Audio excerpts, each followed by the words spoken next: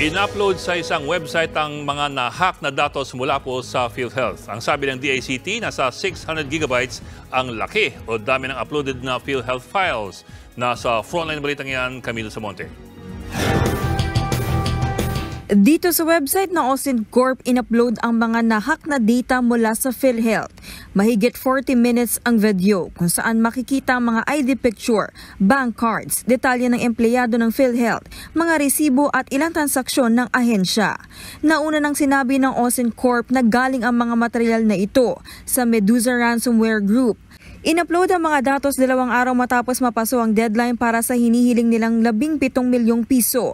Sa naturang post, hinikayat pa ng grupo ang may gusto na i-download ang mga nakaw na datos. Sabi ng Department of Information and Communications Technology, higit 600 gigabytes ang mga file na in-upload ng grupo. Hanggang ngayon ay vini-verify pa nila kung ano ang kabuuang laman nito.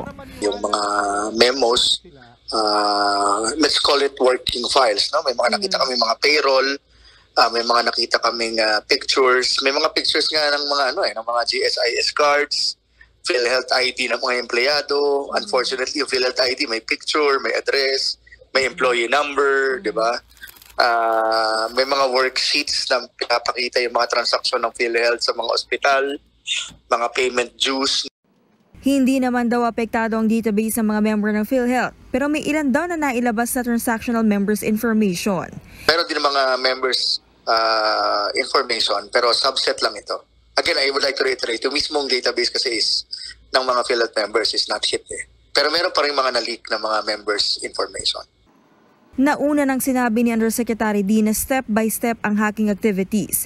Nasa stage 3 na raw ngayon ang ginagawa ng grupo kung saan ibibenta na mga nakaw na datos sa mga scammer. Kaya posible raw na maging talamak ang phishing attempts. Dahil nakuha nila yung personally identifiable information, kailangan nilang pagkapirahan pa rin, ibibenta pa rin nila ito sa mga scammers. Kaya from this day onwards, we're going to issue advisories to the public on how to safeguard themselves. Dahil nga sila na yung gagawing biktima ni Medusa eh.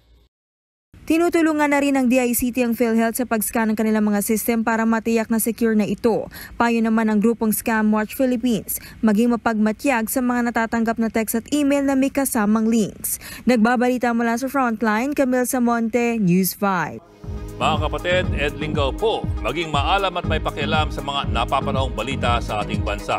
Para sa mas malalimang pagtalakay at paghimay sa mga issue at headlines, tumutok lamang at pag-subscribe sa social media pages ng News 5.